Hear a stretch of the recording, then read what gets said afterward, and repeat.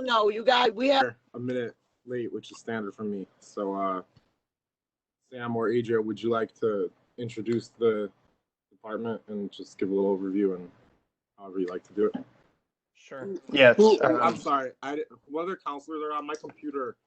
I'm on my phone, and my computer is still waking up. So this is Counselor Rudd. I know Counselor Bay was there. I know Counselor Driscoll chimed in. I saw President Hudson. Who else? Counselor Hogan. This is Rita. Oh, sorry. Counselor Paniagua, Counselor Hogan. And Joel. Counselor Majuk. My dogs. All right. Sounds good. Go for it. Okay, great. So I am Sam Edelstein. I'm the city's Chief Data Officer and run the Office of Accountability, Performance, and Innovation with Adria Finch, who's our Chief Innovation Officer. Just a quick overview of who we are. You can go to our website, which is innovatesyracuse.com. Innovatesyracuse.com/our-work has a description of how the office is put together, but I can also just share a bit here. So we have two main pillars of our department. One is focused on data. That's the piece that I oversee. And so that's both helping the city just sort of conceive how we can use information and data more effectively and how we can ensure that departments are able to see information from across the organization and also from external places. And then also actually doing analyses and helping to deliver product to our departments and to the public so that people can better understand what's going on. And then we also have the innovation division, which is what Adria oversees, which is focused on process improvement, citizen engagement, community engagement, also departmental engagement, design in terms of like process design and program design, and initiative creation. So that goes to one-off projects. It also goes to larger priority areas that we'll talk a little bit about more, but also are, can be very large initiatives. Basically, our office exists to help solve city problems in a variety of different ways, and we act as sort of an internal consultant to different departments and to the senior staff and the mayor to help to make recommendations on things. So we have done a lot over the last year. I can certainly detail a bit of that, and then happy to answer any questions before we walk through the budget as well. The last month, as many of the departments have been focused, we're also focused on COVID-19 response. Adria and I have been responsible for running a section of the response focused on intelligence and planning. So that's both to help departments understand the information and data that is being collected and that we know about so that they can better make decisions, but then also setting things up so that we're better prepared for next time. So, we see this as an opportunity to learn and to prepare, whether there is more social distancing like we are experiencing now in the future, or for a different kind of incident that comes up, setting things up so that we're better prepared. We've been consulting with departments so that they can continue service delivery despite the incident, and then also stepping in where we can. And then we're also helping with remote work issues. Many of you were on the WebEx trainings that we ran. We've helped troubleshooting on some of the different tech issues that have come up. And then we've also been doing data analysis on a number of different topic areas so that our departments can be more prepared. So, we've been pretty busy with that. Although our work continues elsewhere. I did want to mention last year, Councilor Rudd, you asked us and challenged us to find both revenue and savings within the city, and we think that we've done that. We'll talk about a few of the different things, but just at a high level, we were involved in the agreement around small cells, which is rapidly progressing, and we're seeing more revenue come in because of that through the permitting of all of the small cells. We worked on a project with the assessment department to help better target assessments, and so we've handed that project off to the assessment department. Adria will talk about permitting and some of the successes that have happened there, and then our objectives and key results performance management that we've been running for the last about 2 years at this point, continues to go on. We're on a pause for the moment, just as circumstances have changed over the last month. But we've continued to assess the performance of key topic areas and priorities across the city.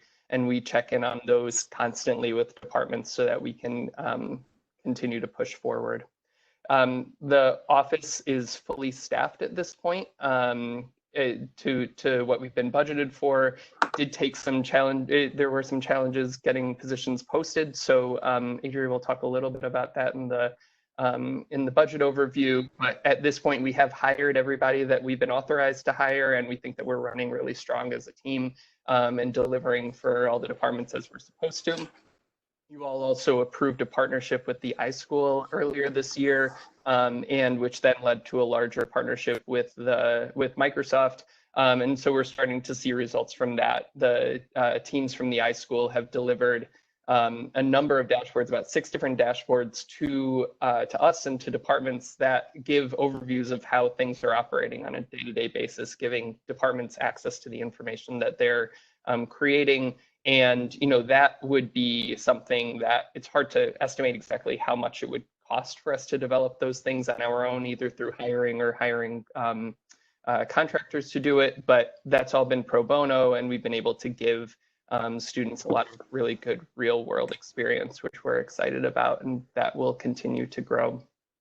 We also have been responsible for some of the streetlight or a lot of the streetlight project that's been happening. We have more than 13,600 streetlights installed so far. And so we've been a part of pushing that forward. And the last thing just to go over that I'll hand off to Adria is talking through some of the permitting work that we've done over the last year. Adria, you want to take that? Yeah.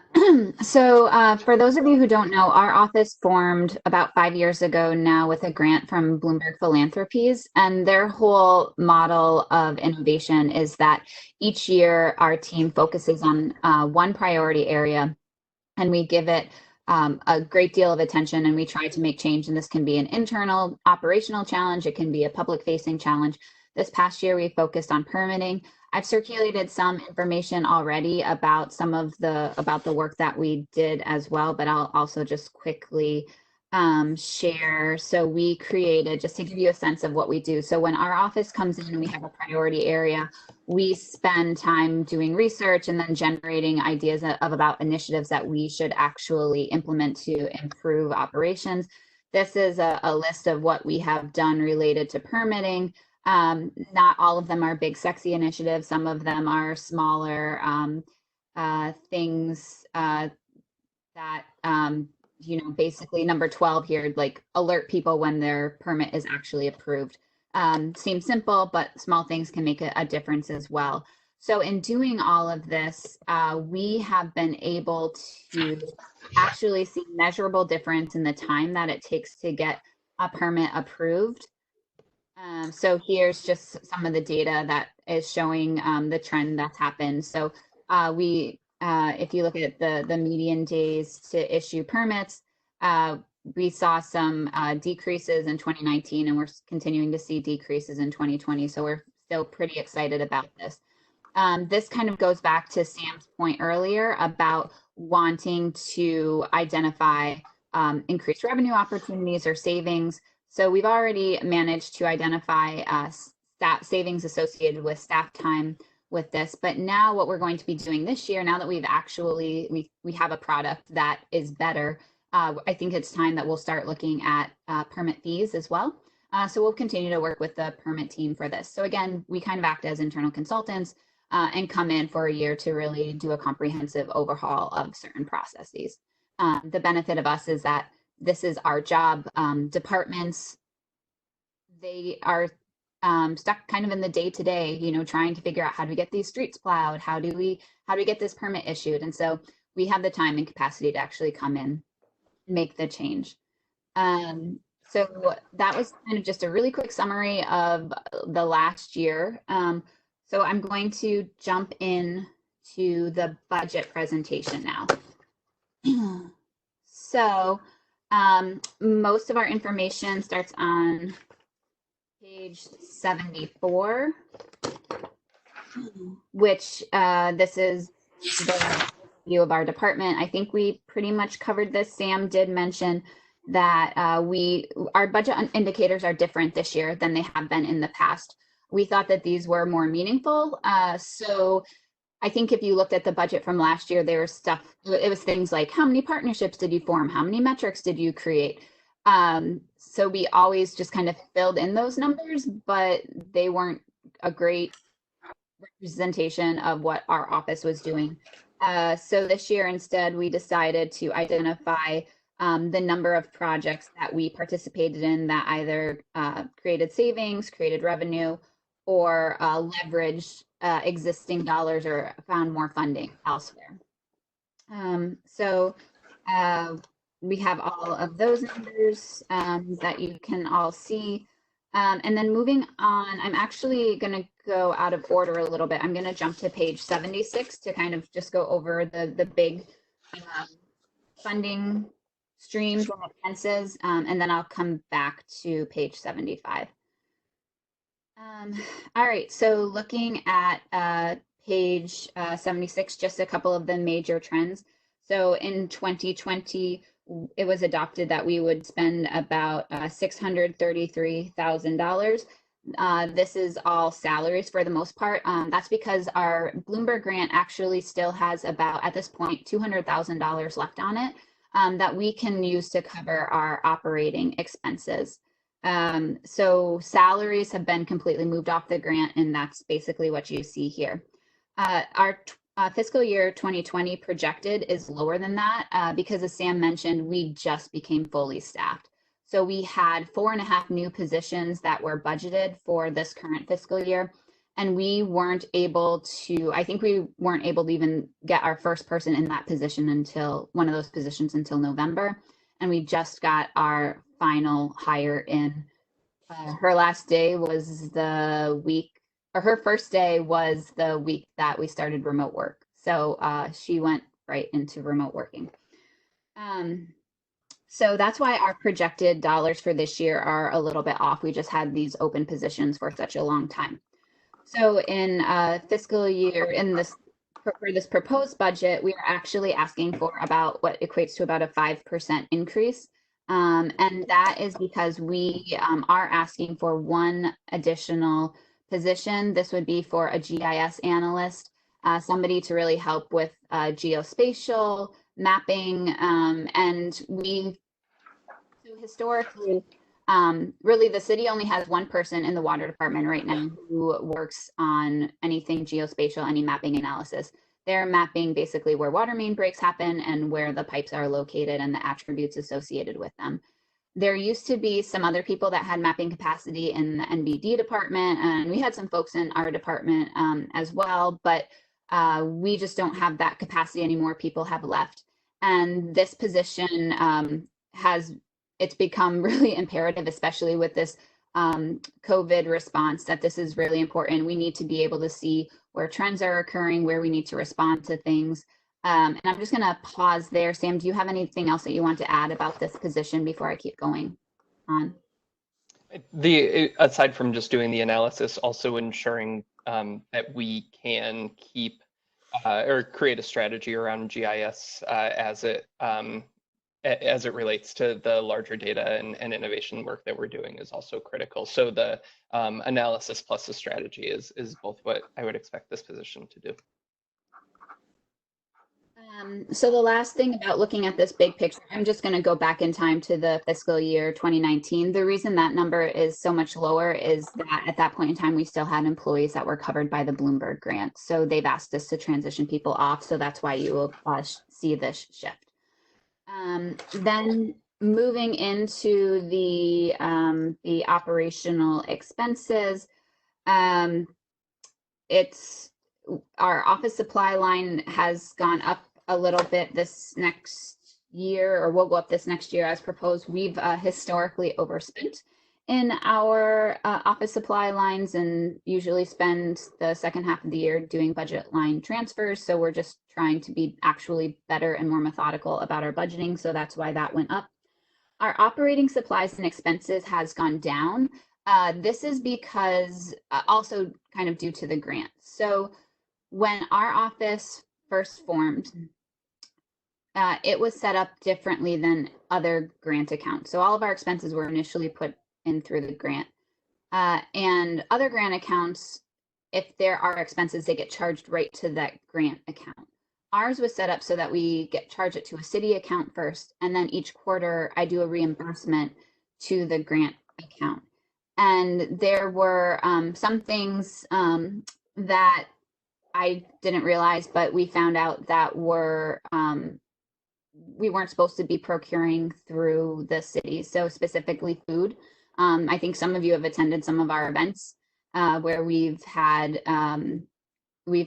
provided lunch. And so now we know that we're not supposed to get food through the city account. So we're putting that through the grant account. That is an expense that is permitted by Bloomberg. So that's why this line is changing, is that our food related expenses for public meetings or trainings are going directly to the grant account. Our utilities is our cell phones. Typically, I believe most cell phone expenses are charged to the IT department. We keep ours with us because, again, they're reimbursed by the grant.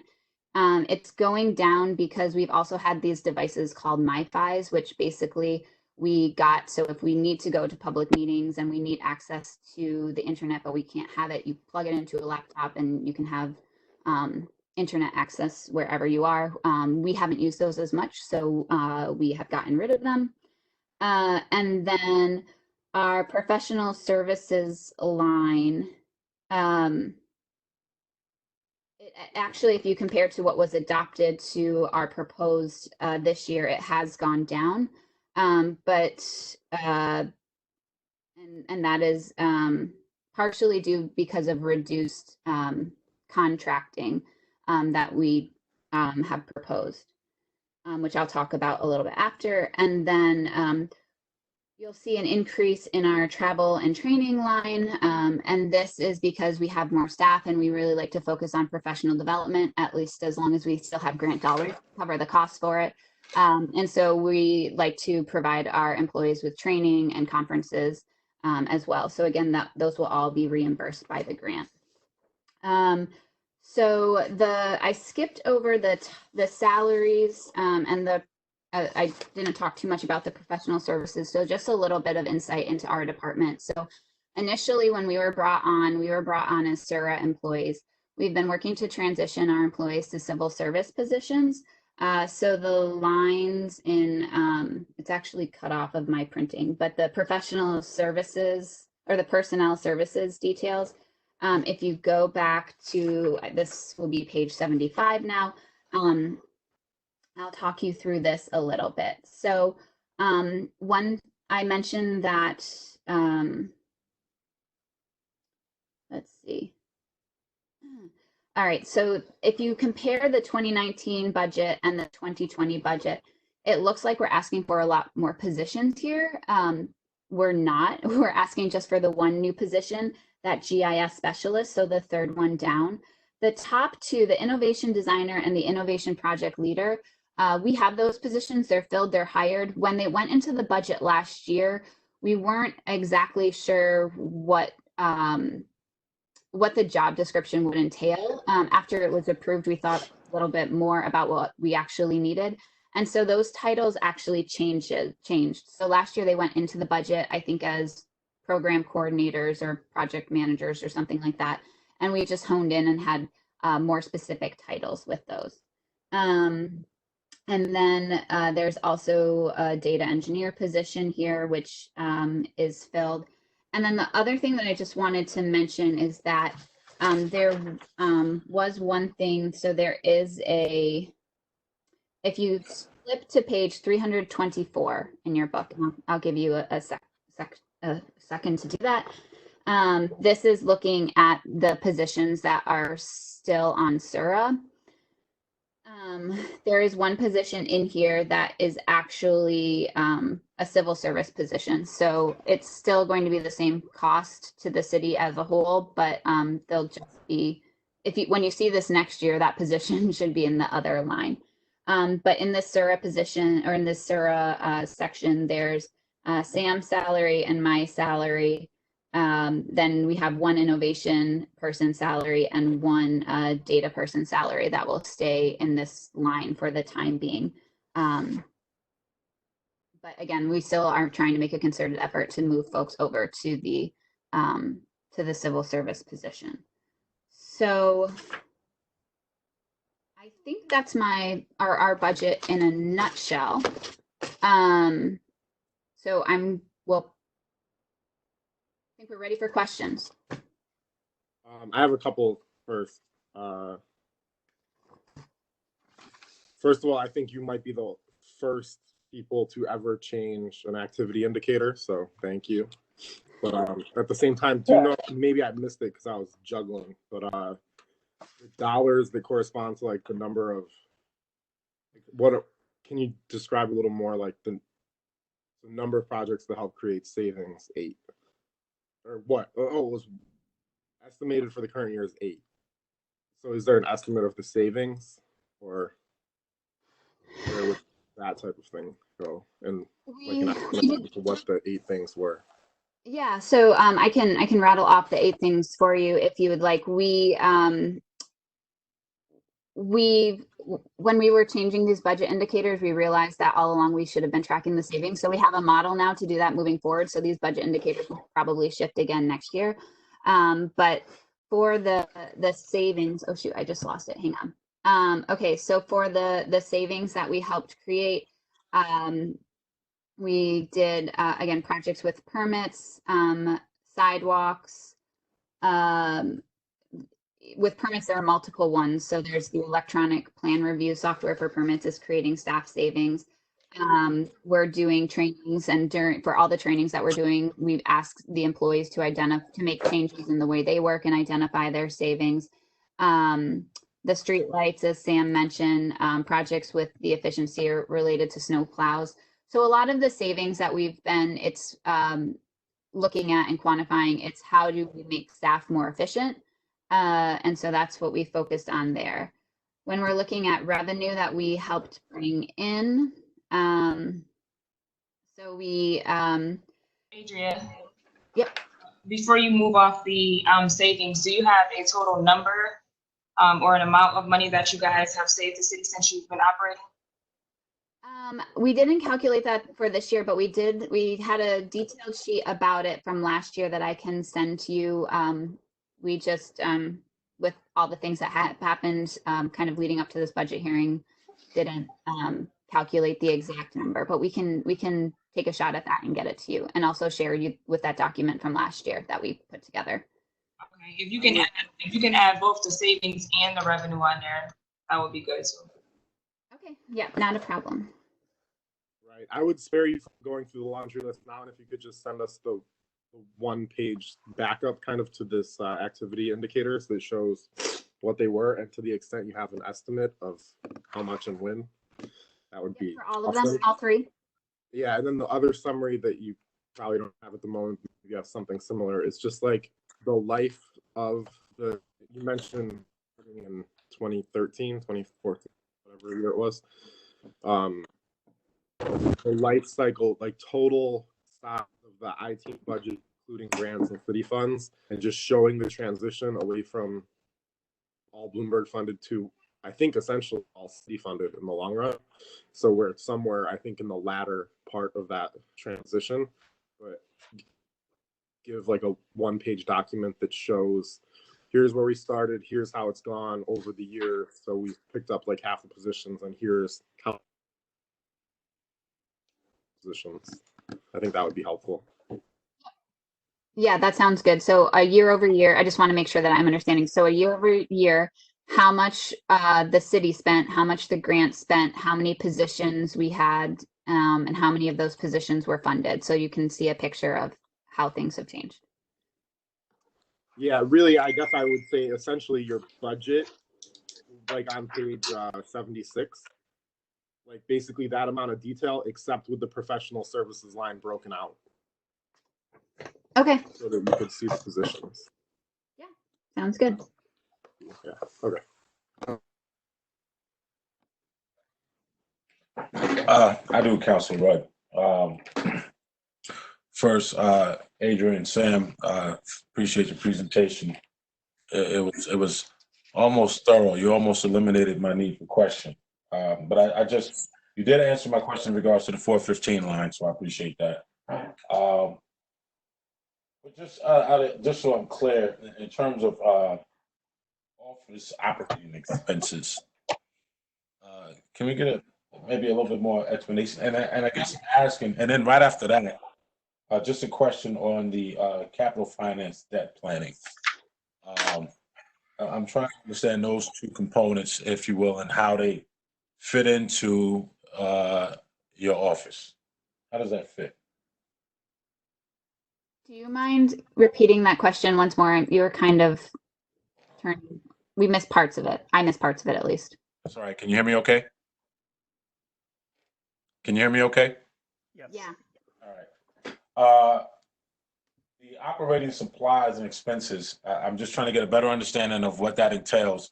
And also, I'm trying to understand capital finance and debt planning on page 77. How does that fit into your office?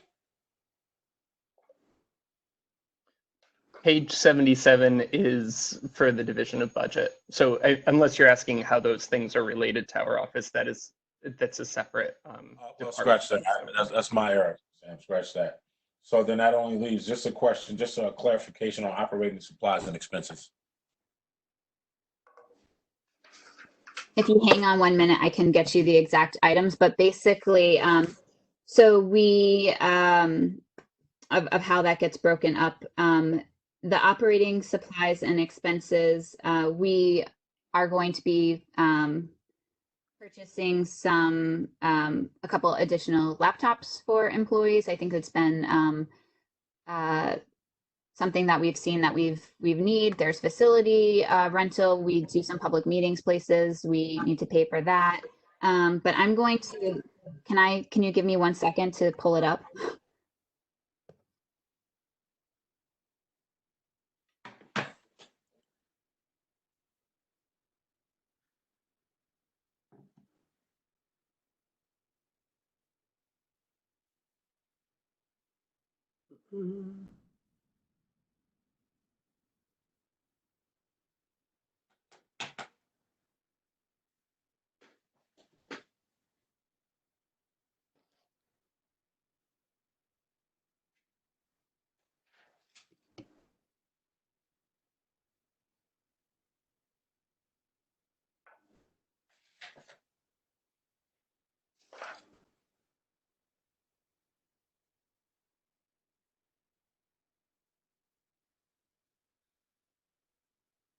Oh, I see. So in the operating supplies and expenses line, it's actually broken into several different areas. So a big portion of that is factual and information expenses. So that means software systems.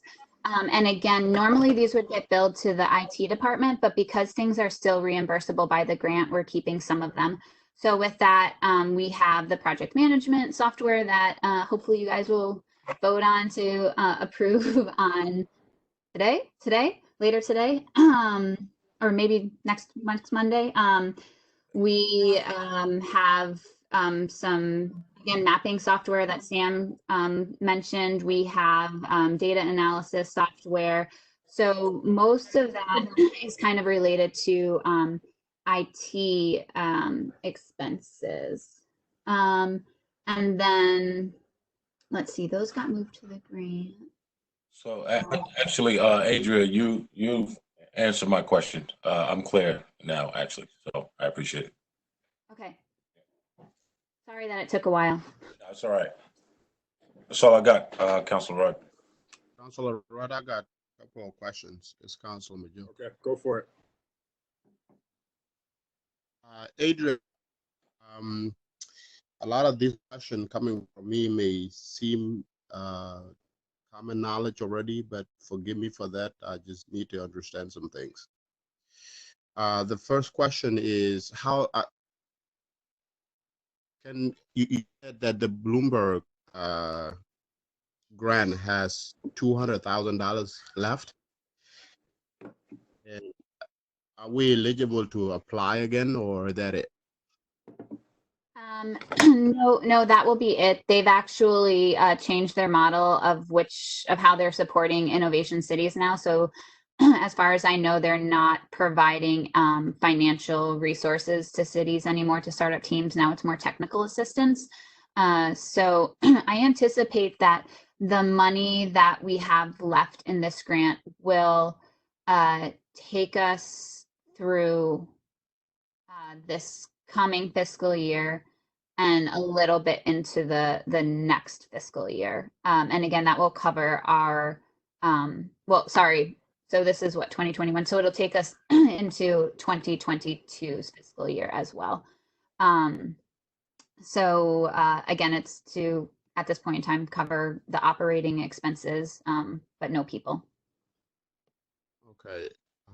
Well, thank you. The second question is, you have a line of $633,000 for salary. How much of that come from grant, and how much of that is come through the taxpayers directly? So for the salary related expenses, those are all coming from taxpayers. There's no grant funding for them. It's divided into two groups. So a little more than half of our staff is civil service, so traditional taxpayer dollars. And then there are 4 of us that are on SURA right now. And I don't understand enough about SURA to tell you where that money comes from. Okay, so the grant. Taxpayer dollars too? It's all the taxpayer dollars. It's just a hidden book. Okay. Okay. So the grant that you usually have is just for projects and activities as opposed to salaries? Right? Yeah, well, the grant actually, it isn't, we're not allowed to use it to actually implement any of the initiatives that we develop. So when we've been working with permits, for example, as I mentioned, and they have historically, we've tried to develop initiatives that don't cost any money. This time, people have come to the council, Jake has come to the council specifically for a few software systems. So we're not allowed to put any of our dollars towards the implementation of those or other initiatives that come out of our office. So then we have to find funding from other places if we want to actually bring something to life. Again, the expenses that you see, it's mainly to keep our office up and running. And that's what you want to use the rest of the 200,000 on, right? Yep, exactly.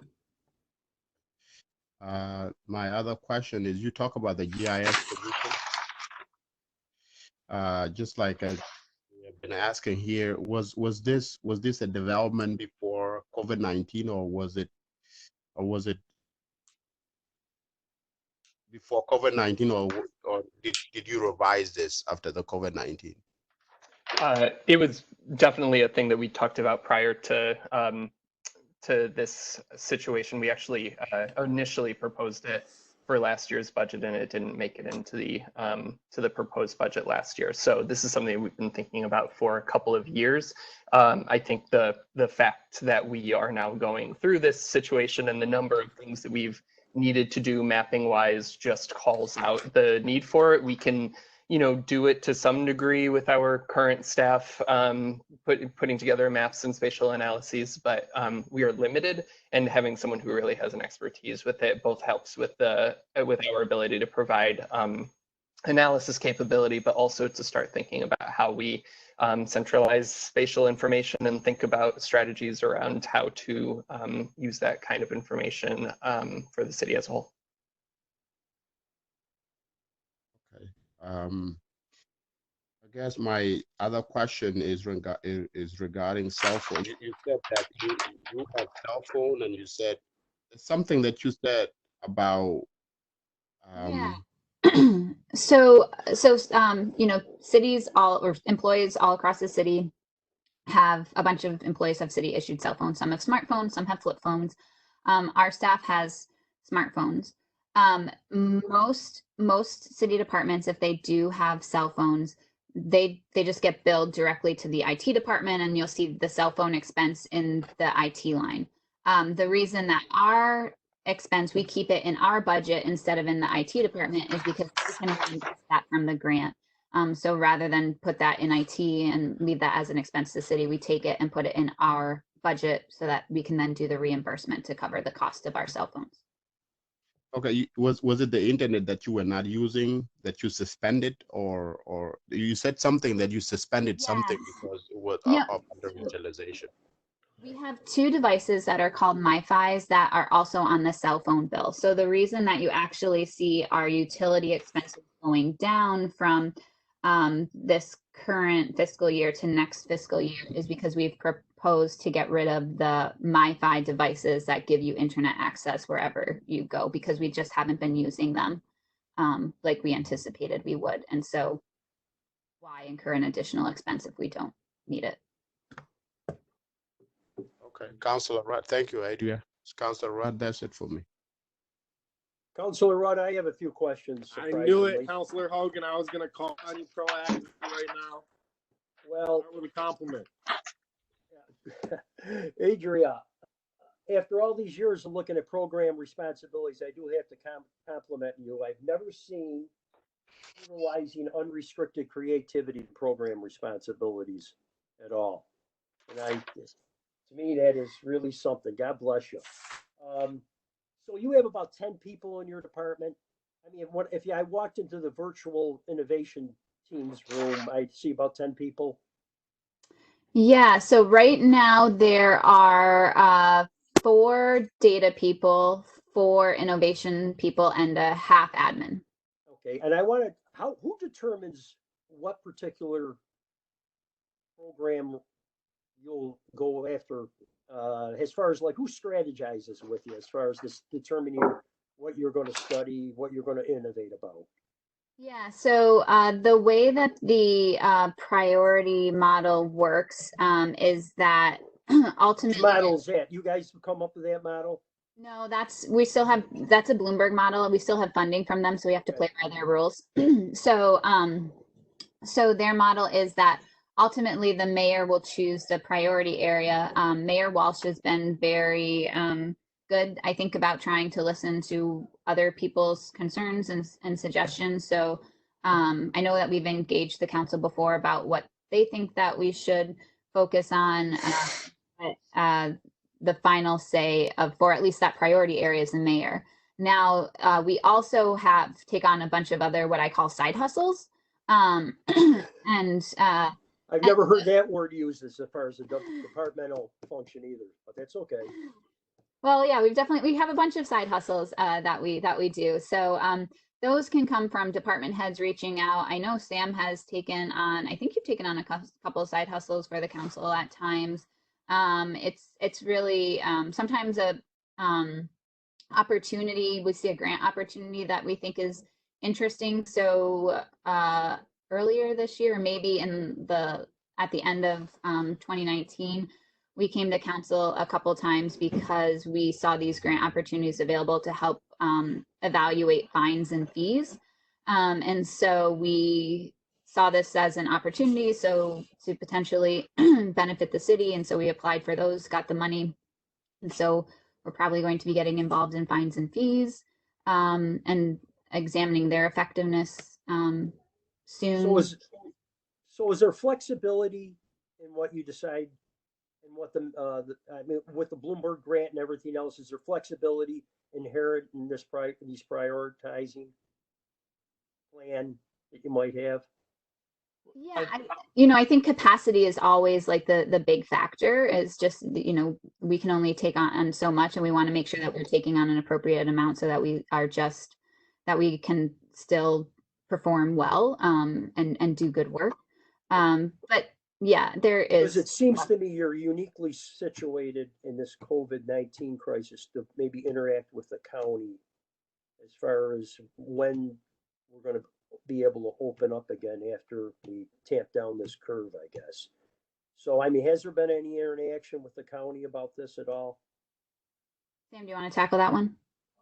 Yeah. So yes, there has been, and we've been, and whether it's us specifically as a department or helping to consult with other departments to, increase whatever communication with the county or honestly just within departments and ensuring that communication and information flows are happening appropriately there. Yep, we absolutely do that. I think additionally to what Adria was saying about the specific priority areas, which has been permits over the last year, we do a significant amount of other work that comes from, I mentioned quickly, the performance management program, where we use an objectives and key results framework, where each department sort of sets out their own goals for what they want to accomplish.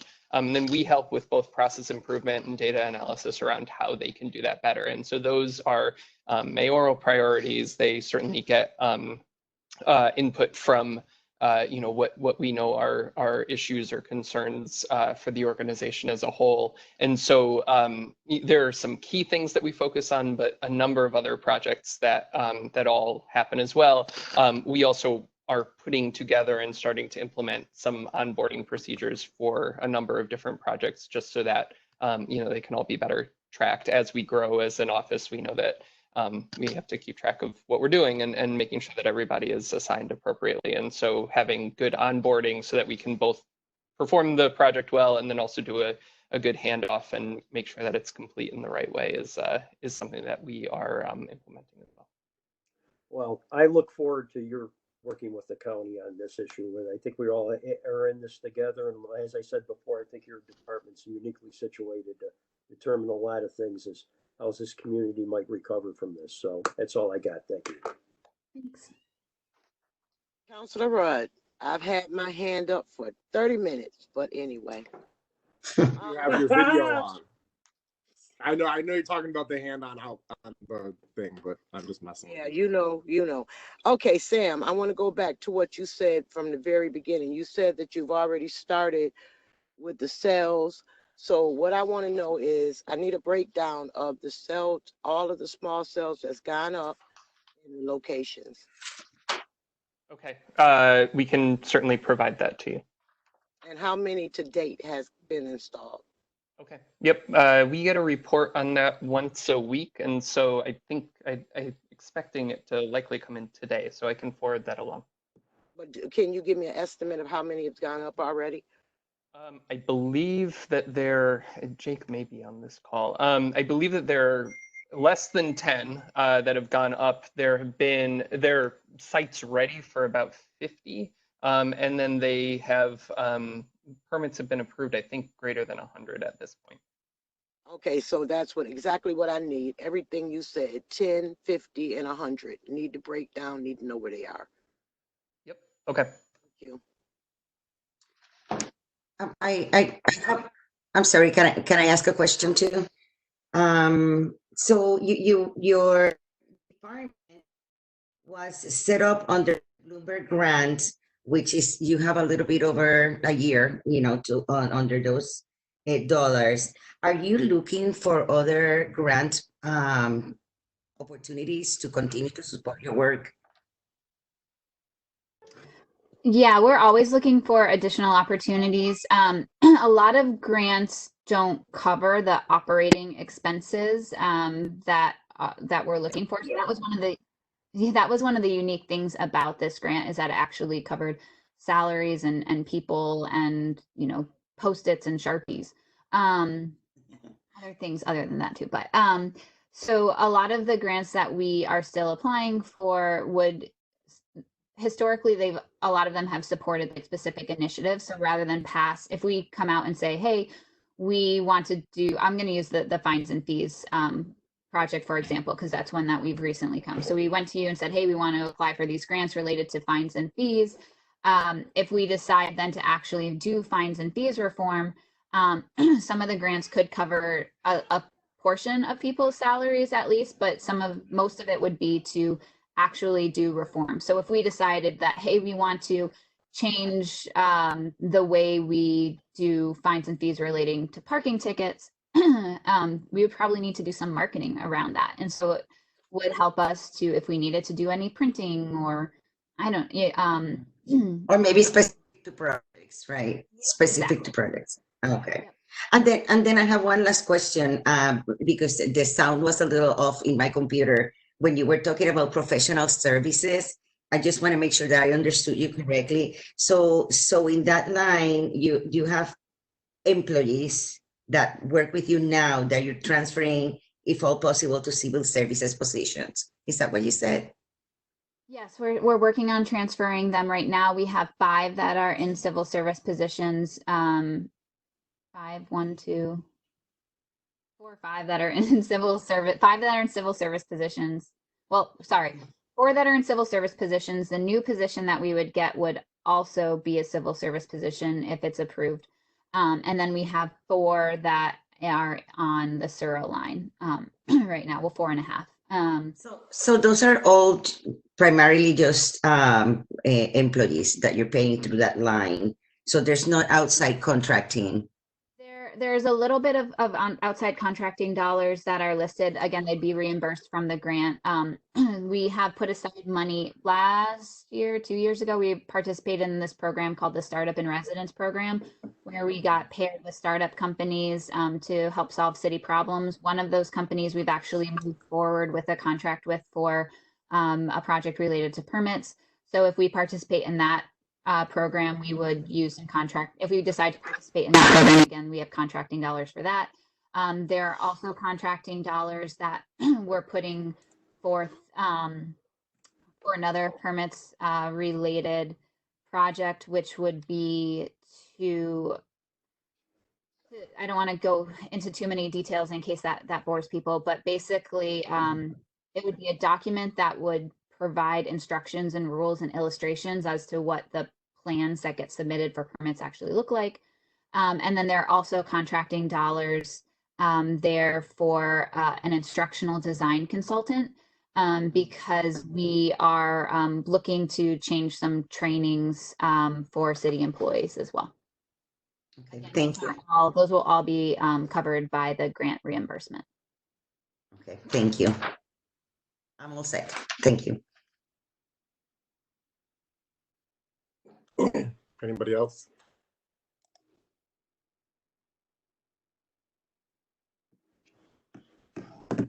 No? Do you have anything else?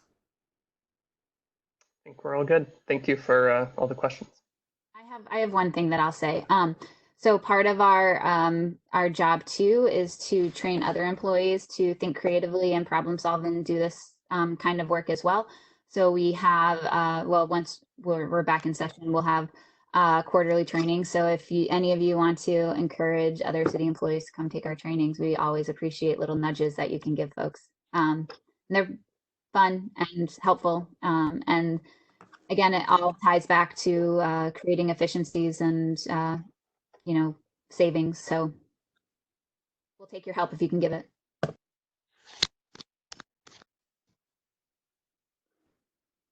All right. Thank you very much. See everybody in 10 minutes. Thank you. Thank you. Bureau of Research. Budget hearing. Counselor Allen, Counselor Bay.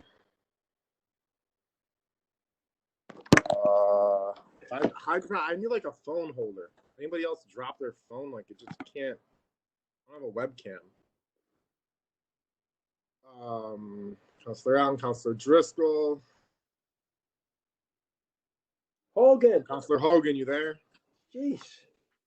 Well, the picture is not there on my computer. Anybody else? President On purpose, Hudson? probably. President Hudson. Joel is here too. Counselor Majuk. Wow. Oh. Okay. Welcome.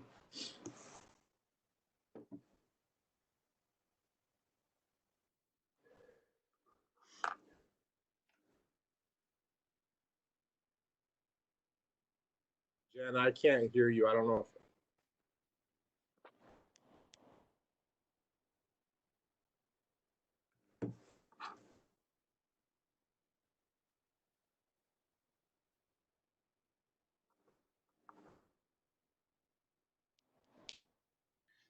Janet, you were on mute. You are now not on mute, but nobody's heard you if you're there.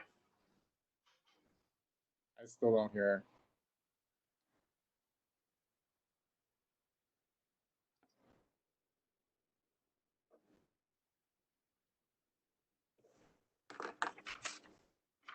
What page anyways, Counselor Rudd? I'm looking through the book. Now, 89, 80, 88, 87. Page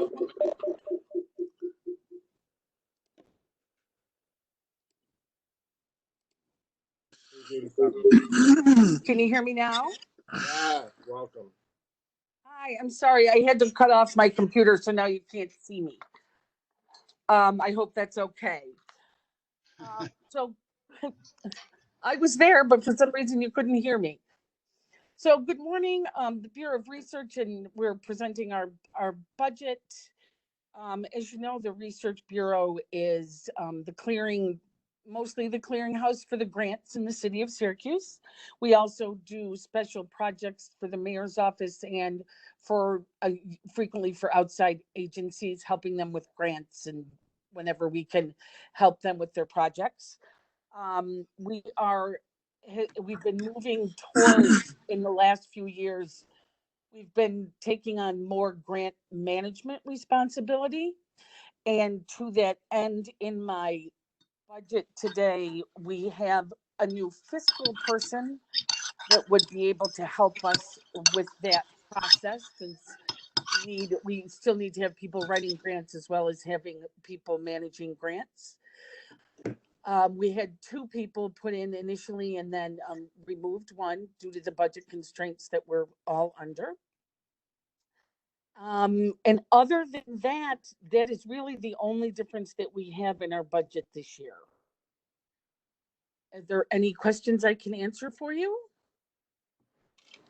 We just had the team performance accountability folks, as my phone falls again, present. Do you manage their grant, for example, or do they manage their own? No, we do not. No, they manage their own. So what percentage of grants, I mean, you may not know, but for anybody else, Mary or whoever, what percentage of grants do you manage, and then how many are actually not managed by? You know, it is difficult to say. We have increased our percentage substantially over the last few years. We manage all of police and fire programmatically, some of them fiscally. Parks, we manage the majority of parks. We have a monthly parks meeting where we sit down and go over each and every one of those. We assist planning and neighborhood and planning and managing several of their grants. We've helped engineering in the last year. So I would think we're probably pretty close to 75%, although I couldn't tell you that definitively. Councilor Rudd, can I piggyback kind of on that question? Yes, ma'am. Janet, so when you talk about the grants that you manage, do you have a total dollar amount? We do, yeah. I have a total dollar amount. Hold on, I have it right here. The grants management, we have, hold on, I just pulled up the wrong thing. We are managing 56 grants for a total of about $22 million. Okay, thank you. You're welcome. Does that management include the reports and documentation that needs to go out? It does. It does. We work with implementing.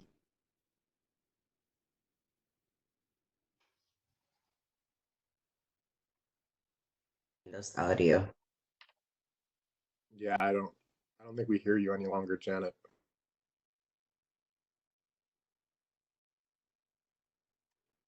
Janet, you have to rejoin.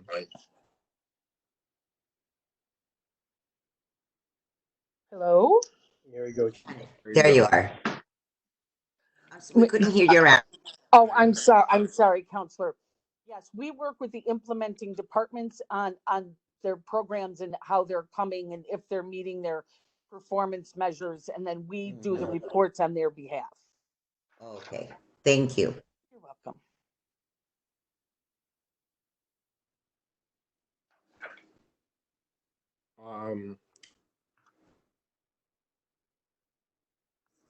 employees and asking them for information or asking them for follow-up information? Because I would assume you don't necessarily have all of it. And As far as the reporting goes, yeah, yeah, we have a regular dates that we reach out to the departments in order to be able to review with them their performance measures and make sure they're on track, and then so that we're able to report to the funders.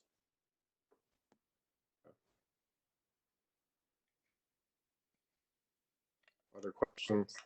Yeah, Janet, now, who do you work through? You know, I don't know if you have somebody in the mayor's office who works directly with our two senators and or our two assembly people and Senator May. You know, I do some of that. Until recently, that was Bob Andrews.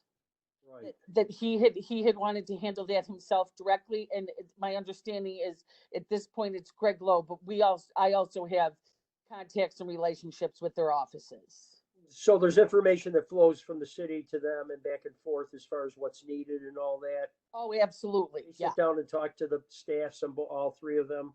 Yep. Okay. What about the Butternut Street deal? That grant. The Butternut Street deal, that was, I believe that's the dig once. And that was worked out with the mayor's office had priority projects that they had wanted, and they had requested that money for that area. Okay. So when you say manage the grants, you just manage the money, you don't, but yeah. Right, no, just manage the money, and also, you know, if there's performance measures, like I don't know one off the top of my head for that one, but you know, just to make sure that the project is on track, that we're submitting regular reimbursement requests, making sure that the money is flowing. And we've cleaned up a lot of those parks grants. Yes, the parks grants. Yes, we've been meeting actually for now a couple of years monthly on the parks grants. Yep. That's excellent. Glenn's been over there by himself for all those years. And Yeah, it's been a big burden for him. Okay, thank you.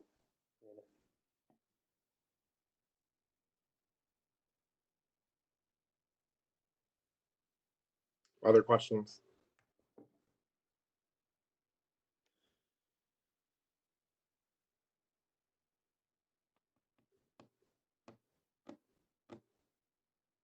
Councilor Majuk, are you around? You got any questions as a newbie? Councilor Rudd, I'm all set. Thank you.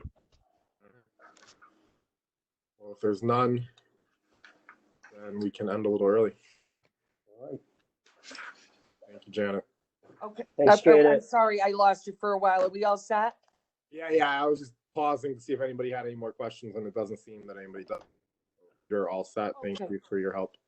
Thanks very much. Have a great day. Bye-bye. Thank you. Janet. Councilor Driscoll, Council President Helen Hudson.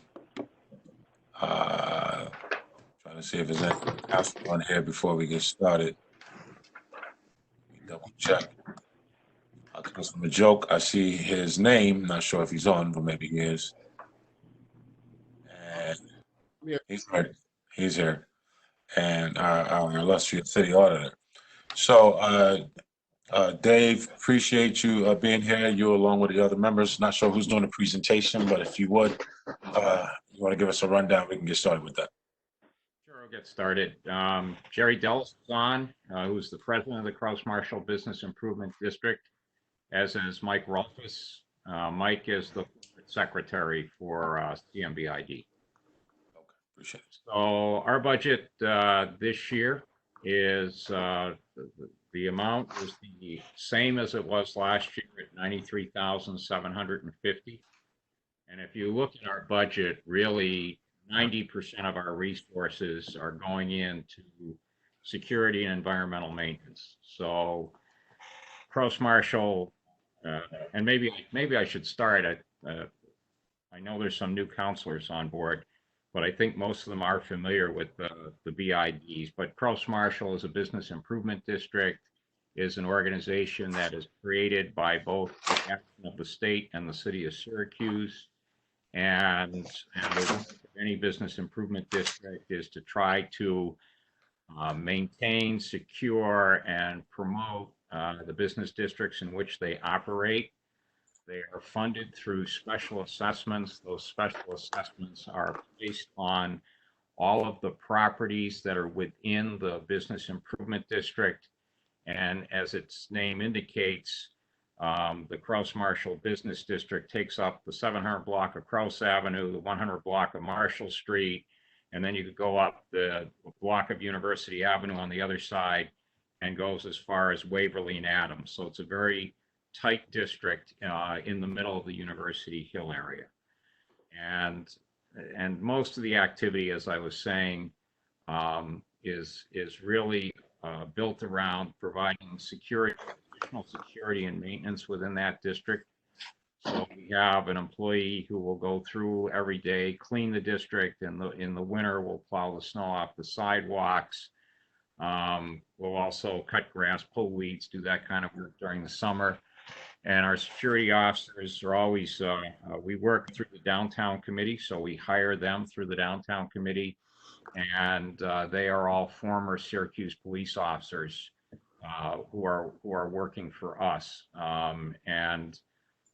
And basically what they're there is to provide a security presence that's there all the time. They work in close cooperation with both the Syracuse Police Department and with the institutional police forces that are there on the Hill. The organization is governed by a 16-member board of directors, and the 16 4 of them are appointed by Syracuse University, 2 by Crouse Hospital. There are 2 property owners who are elected among the property owners. There are 2 merchants that are elected from the, not necessarily merchants, but businesses throughout the district. There are 3 appointed by the city of Syracuse, 1 by the mayor, 1 by the finance commissioner, and 1 by the common council. Joe Driscoll is your member appointed from the common council. The CMBA, Crouse Marshall Business Association, has an appointee, as well as University Hill Corporation. So those are that makes up the members of the board. And, this is the recommended budget from the CMBID board. And I suppose I should stop there and just see if there are any questions or anything that Jerry or Mike want to add to it. I think you've done a good job, Dave. You covered everything. I agree. Any of my colleagues have any questions?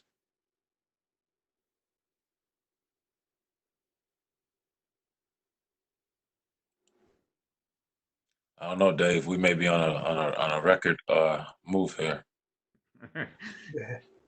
No questions from anyone. I mean, I have none. It is standard from the previous years. Correct. We reallocated a few dollars that just put some money, a little bit more money into special projects so we can do more repairs and replacements. Put a little bit more money into maintenance so we can do that. But otherwise, it's pretty much the same budget. If there are no questions, this will be the fastest committee meeting on record. Councilor Bay? Yes, sir. I was just, I don't have a question on any of these gentlemen. I've worked with Dave for a long time, but I noticed Frank, you're on the, are you on the call here, Oliva? Yes, he is, actually. His name is there. Well, maybe he's, I have a question on the administration, but it probably can wait, so. Apologies, I was on mute, couldn't find the buttons. Oh, Frank, I'm just wondering, is there a policy with city employees regarding masks, police, fire, dealing with the public, or has the mayor come up with a policy, or did I miss that memo? Yep, there is a policy. It's been implemented department by department. What is the policy? We issued it citywide too, Frank. We issued the policy citywide. Correct. So what is it? Go ahead, Greg. I'll resend to you the policy, Counselor, after today's call. All publicly facing employees in essential services need to wear masks when they are interacting with the public and can't complete social distance. And in addition, the city acquired cloth face masks, washable for other employees so that they could also have masks, access to masks, and those are in the process of being distributed right now. That's for non-public facing, non-essential, but to make it possible for employees to have masks who might not otherwise have them. So that's when did that start? First part, the policy was issued at probably on Councilor Wednesday or Thursday of last week. I'd have to check regarding the distribution of the cloth masks. They arrived on Friday, and distribution started Friday afternoon and is continuing early this week. Okay, so in other words, they didn't have the mask until Friday afternoon, so it should start today. To be clear, I do want to make sure you know that we always had enough masks for essential employees who were public facing. We always made those available to employees. I can't say that we know that in all instances all along, Councilor, that masks were worn prior to it being an executive order, but now we have that included in the formal policy issued late last week. Well, we certainly know how important it is to model. Yes, sir. As far as, okay, thank you very much, Greg. Thanks, Councilor Bay. You're welcome, Councilor Hogan. Any more questions, concerns? Going once, going twice. All right, that concludes this this budget hearing. We are going for the downtown committee at 11 o'clock. I just want to state for the record, that was 9 minutes. Oh, you run a heck of a meeting there, Councilor. So, we're on the same feed, so you can just mute or block your camera, mute your microphone, but see you back at 11. Budget hearing for downtown special assessment. I am Khalid Bey, the chair of the Committee for Economic Development Downtown Metropolitan Planning. On the call also, we have Councilor Tim Rudd. We have Councilor Joe Driscoll. We have, make sure I don't miss anybody. Of course, Council President Helen Hudson. We have. I'm here too. This is Councilor Paniagua. I was getting there. We got yeah. All right. And once again, we have I'm assuming I don't see him this time, but I was looking to see if Councilor Carney got on. I still don't see him. I'm assuming he's still having some technical difficulties. And we have America Trier and the team from Downtown Assessment. And so if I forgot you, my apologies, talking to my colleagues. And so America, if you would take it away. What I would expect, if we can do up to 15 minutes presentation up to, and then, allow some time for question, considering our window is short. All right, take it away, America. Thank you. So I just planned to, if that's all right with the counselors, just walk through, and I'll keep it to 15 minutes briefly, about the Downtown Committee of Syracuse, what we do in our programs, and then at the end of the presentation, show you how we've allocated the special assessment dollars. So let's see here.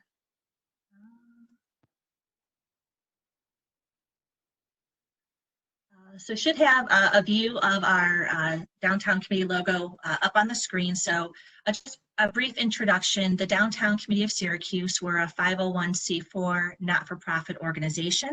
We are guided by a 15-member board of directors, all of which are appointed by the mayor of the city of Syracuse.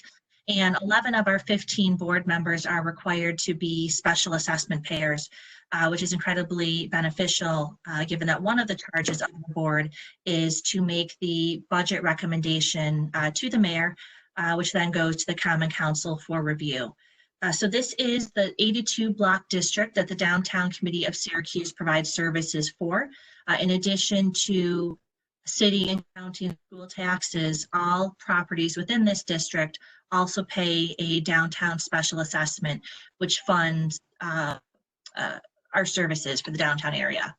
Our main program areas, environmental maintenance. Again, our goal is to keep downtown clean, attractive, accessible.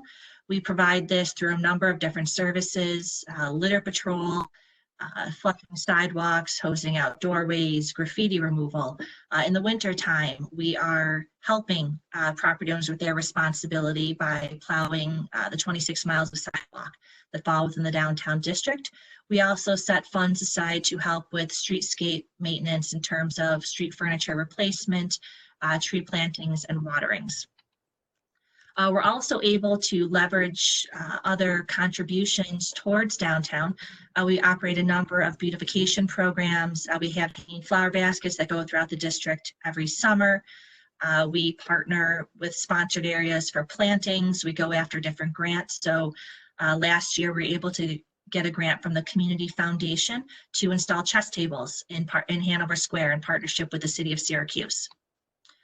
The downtown committee, besides our environmental maintenance team, our security team is probably our second most visible. We work in very close partnership with the department to ensure downtown maintains its status as one of the safest neighborhoods in the city.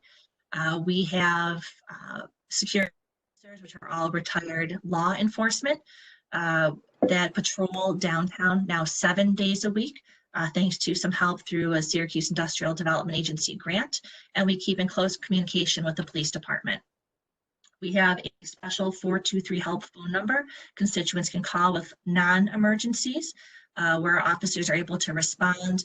We do personal safety seminars with common sense safety tips. We operate a security storefront on Harrison Street, where the front half is an information center, and the back half serves as the office for our security team, as well as the Syracuse Police Department officers assigned to the downtown district.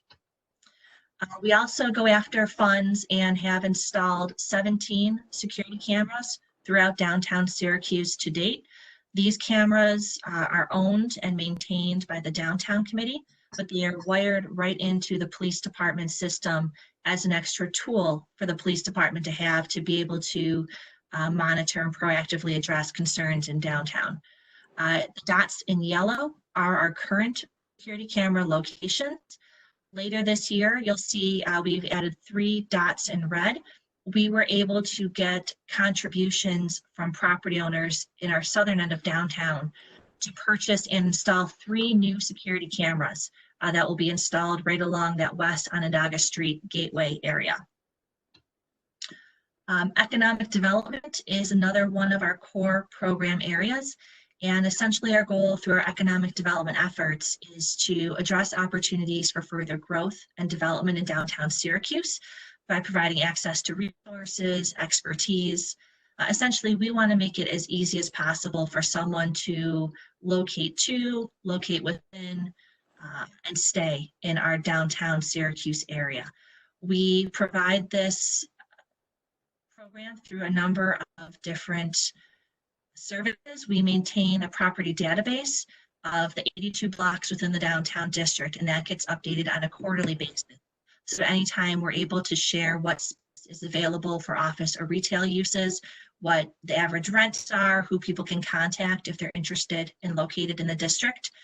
We collect a lot of market information on downtown so that we're able to accurately portray our market conditions, trends and development, occupancy rates, demographics. Our team stays knowledgeable on the various incentives that are available. So helping to advise property owners or developers through the development process, as well as what resources you can stack upon each other and how you can use these different financial tools to accomplish the redevelopment project.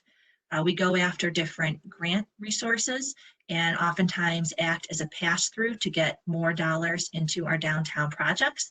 And then we also have a series of special programs we use to address vacancies.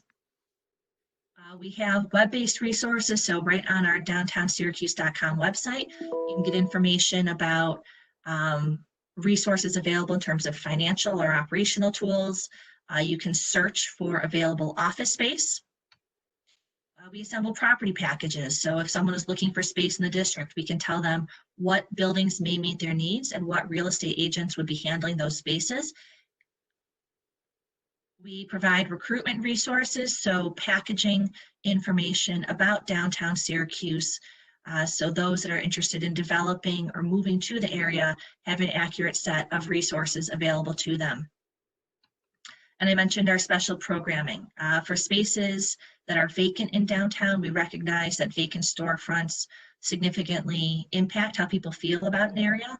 So we'll do Art in the Windows programs, and then we also go after Main Street grants. So we are on our 6th program right now of administering New York Main Street funds to some of our downtown properties. Under marketing and communications, our goal is to again promote downtown as a vibrant destination and support our businesses by increasing their visibility and foot traffic. We accomplish this through a series of tools. We have many different brochures about the downtown area. So whether it's a list of businesses that you can go to, a list of restaurants, we advertise with Visit Syracuse to a wider audience in terms of downtown as a destination. We run TV commercials promoting downtown as a place to live, work, play, and visit. We also have public art and historic walking tour brochures. Our team is heavy with electronic media. So we have a newsletter that promotes downtown events and news that was going out every week on Thursdays. And we also have pretty significant social media following over our various channels. Earned media is another way we accomplish our goal. So sending out press releases on different events to draw visibility to our downtown constituents.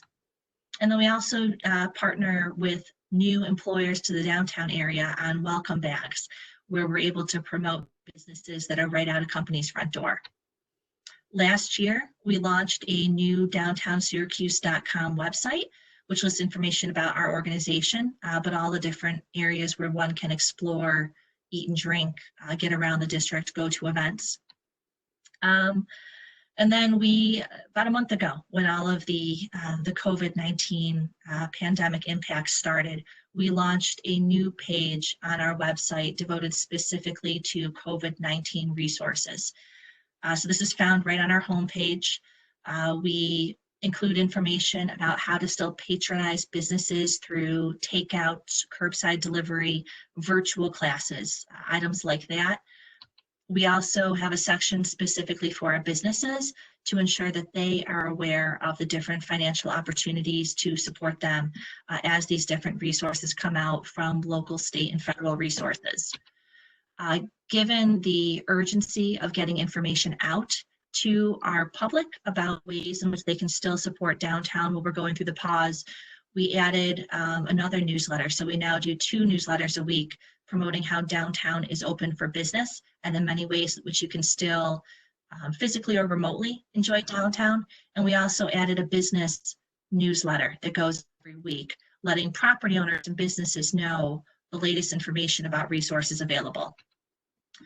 In this 1-month period, we've seen an increase to our number of followers. We've gained about 430 new social media followers in the last month that are clicking on our information.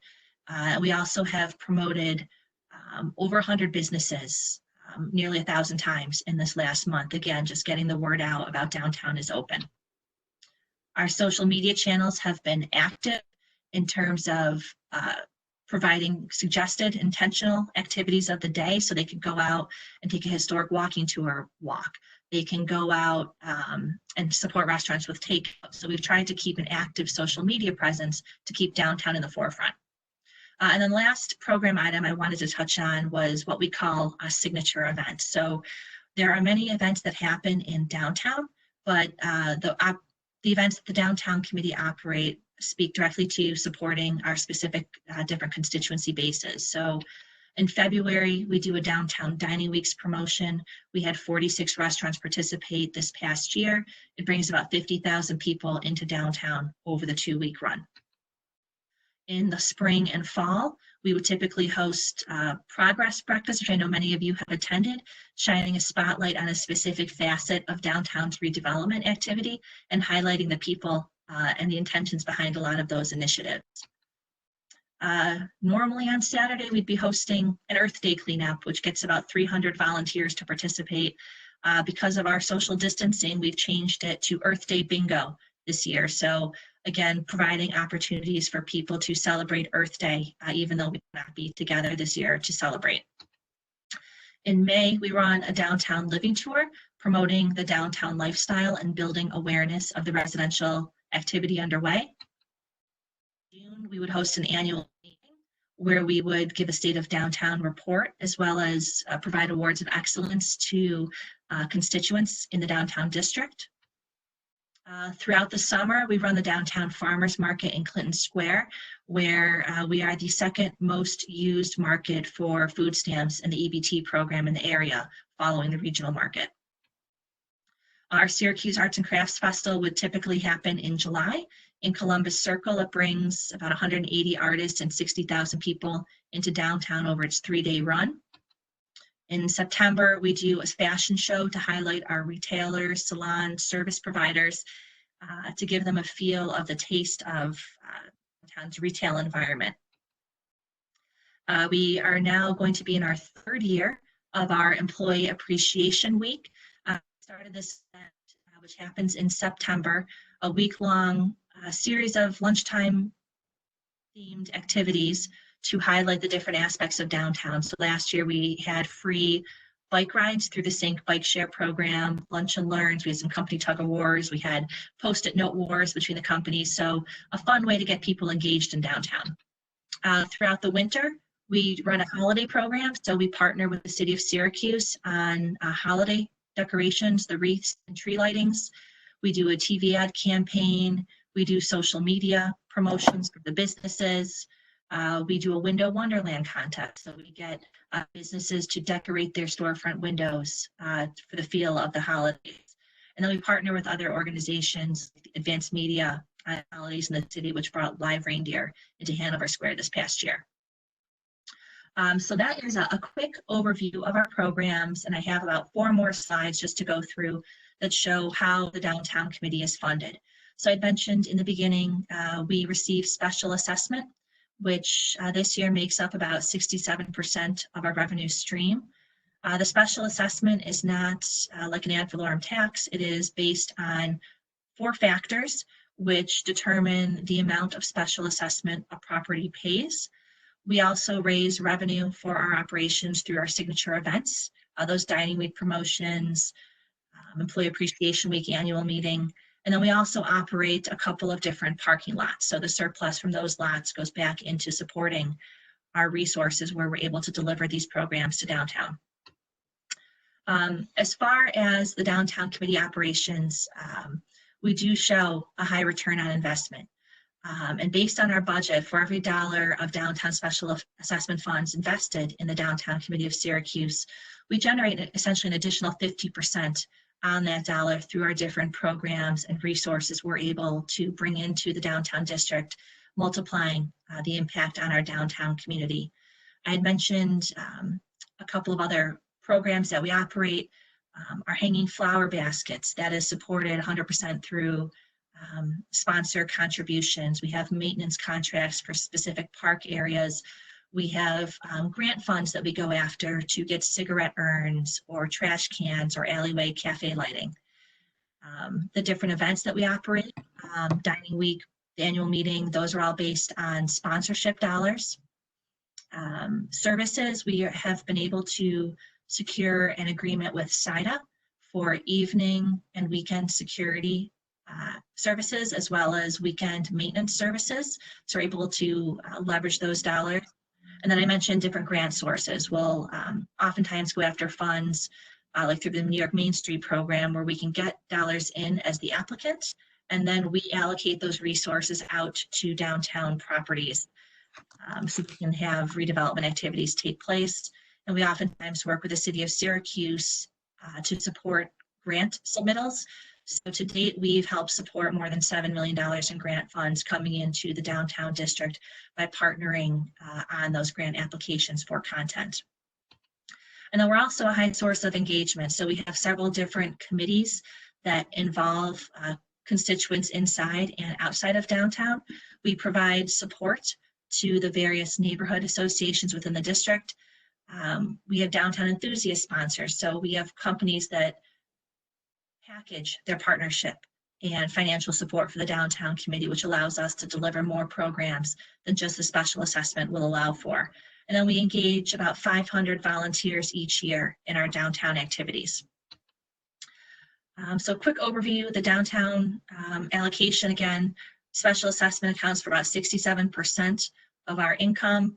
We have different events that we operate, our parking lots and the different grants which make up the bulk of it. The rest of it, the special assessment is not able to cover. This year shows you the allocation of downtown special assessment funds. Our budget request is the same as it has been in previous years. You'll see this one shows a little bit more of our downtown special assessment being used on marketing than has been in previous years. And that's all as a result of the impacts that COVID-19 has had on our operations. And then the final slide I had for you was to show an allocation of our downtown special assessment fund. So it shows you by program area where the downtown special assessment dollars are used, what funds from the DSA are currently allocated to those programs, what percent of those funds is allocated by program, and it also compares the 10-year average of where those funds have been allocated on average over the past 10 years compared to what the proposed budget is this year. And then the last column shows you the variance between this year's proposed budget and our 10-year average. So you'll see we're spending a little bit more in environmental maintenance activities. We've decreased what we spend on administration. Economic development activities, we've increased some focus area there. And then we've also decreased over a 10-year span the dollars we're spending to supplement our marketing activities. And I did have one more visual, but I will hold it in the interest of time. Appreciate it, America. Any of my colleagues, any questions?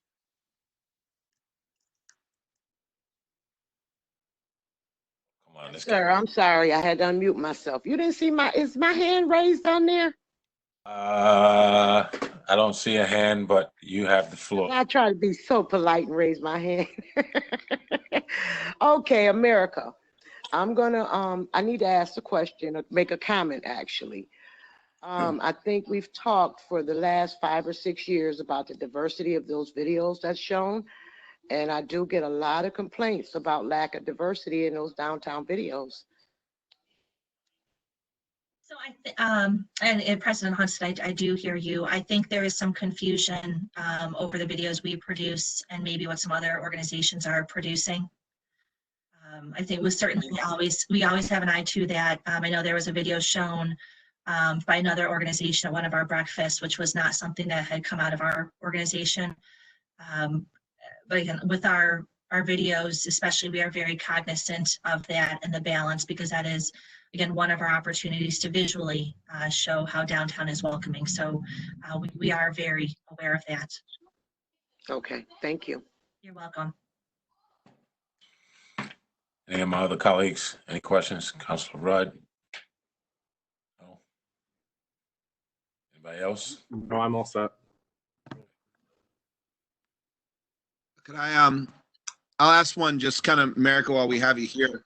What have you been hearing from downtown businesses in relation to COVID and accessing the money? Is the capacity,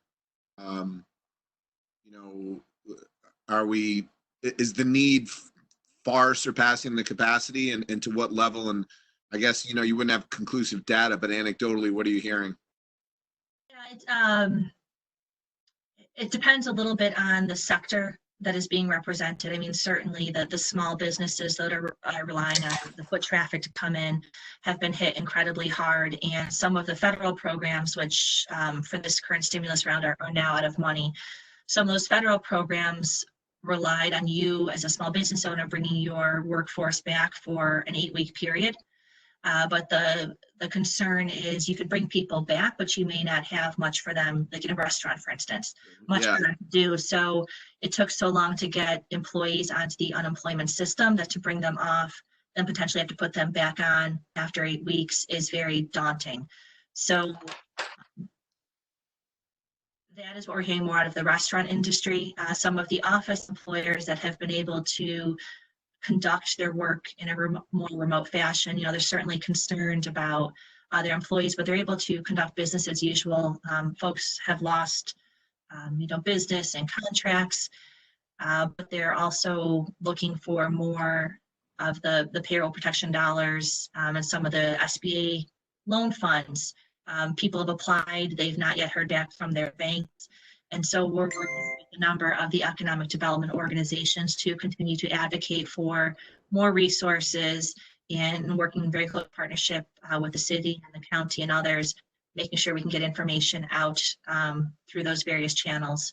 We participate on 3-time-a-week calls with SBA, ESD, the Department of Labor, city, county, all economic development organizations, sharing what we're hearing from businesses so that we can always be on the ball with what's available and what else is still needed. Okay. I saw that you were done, Councilor Driscoll. Yes, thank you, Counselor. I saw Councilor Paniagua. It looked like she was talking, but she was on mute. I was on mute, yes. Can you hear me now? Yes. So I was just wondering, the allowance for the uncollected assessment, what is that based on? Is that like rent? What is that? Yeah, it's a percent of our budget, so it's 3% of the Downtown Special Assessment Fund. We never plan for 100% collection of taxes, so we kind of shave 3% right off the top. If those dollars do come in, they still go into the special assessment funds. It's just not something that we are relying on for our operations in case for some reason those do not get paid. Councilor Bay is Cho. Hello, Cho. Has a question. Yes, sir. So, America, this question runs along the question that Madam President asked. Do you know the percentage of women and minority business owners in downtown? Business owners, I could get you a specific number. It is lower than what we would like it to be. Much lower. Can you when you send us that document, can you also potentially forecast what are the barriers of not owning business in downtown? Sure.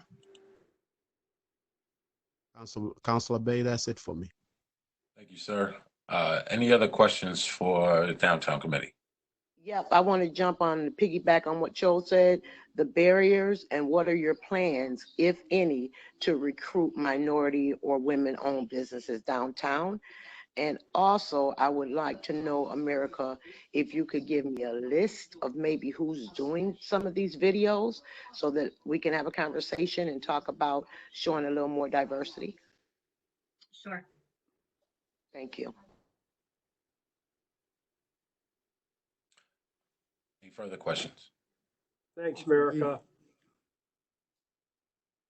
I just want to say, you know what, I can't wait for COVID-19 to be over so I can go to downtown breakfast and have some of those delicious food.